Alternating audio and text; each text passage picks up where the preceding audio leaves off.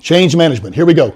So this is very much systematic, and that's one thing that I talked to Randy about it last night. There's going to be a little more structure as we get a little more structure, because right now we've thrown this big idea out there, the pages and the advisory boards. More structure is going to be better going forward, because it could just turn into a big hug fest if you don't have some structure. That's certainly going to come. So let's talk about how it impacts your employees. Because remember, we're not trying to convince you. We got you. You're the leader team. It's your dealership that you're running. We're trying to convince 1,000 people that work for you that this is a good idea to make this change. So here's some negative things. Remember I said these happen at level 1 and 2. This is the catabolic stuff that you just got to be aware of. 1, your communication can break down.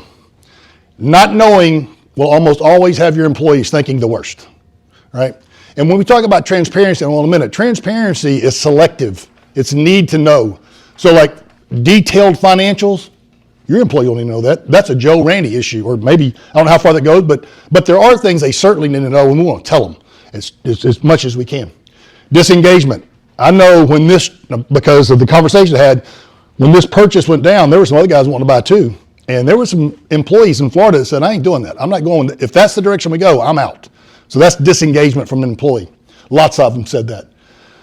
Resistance for future change. There's at least one person in this room that told me, I'm kind of like the way it is. I don't want to change. And not in a negative way, just I'm set in my ways.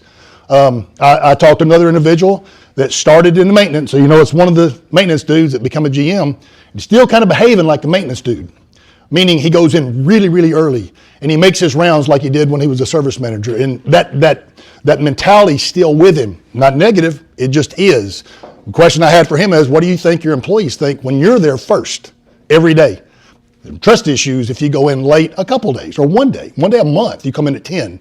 And when your guy goes, yeah, where you been, boss? You go, hey, I trust you completely. I don't need to be here. Like right now, we're selling cars, and you ain't there. Right? Blessing. Especially if you're sitting here thinking, my stuff's running great. That's a beauty of being a great leader. But they will resist. And then, of course, productivity goes down. It goes down in any change when you make the change, because there's a lot of turmoil. And even if it's good turmoil, the change has got to take place. We talked yesterday about we got to have new employee manuals and those sorts of things. I don't care what you said. That takes time. It takes meetings, and that will slow down productivity.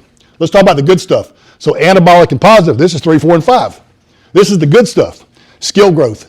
When you have a big change come in, I'll guarantee you, including you, everybody's going, is there a job I can get that's better than the job I got right now because of this change and this big growth?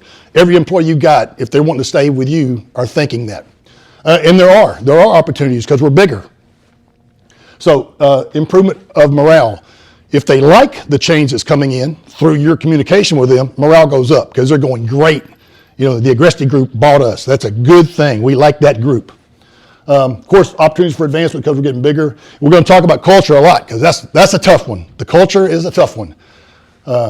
So 3 types of change. If you think about developmental change, that's when you go to a company like this dealership and look, I'm just going to change a few of our tools and techniques to increase our sales. It's just right here. It's fairly small.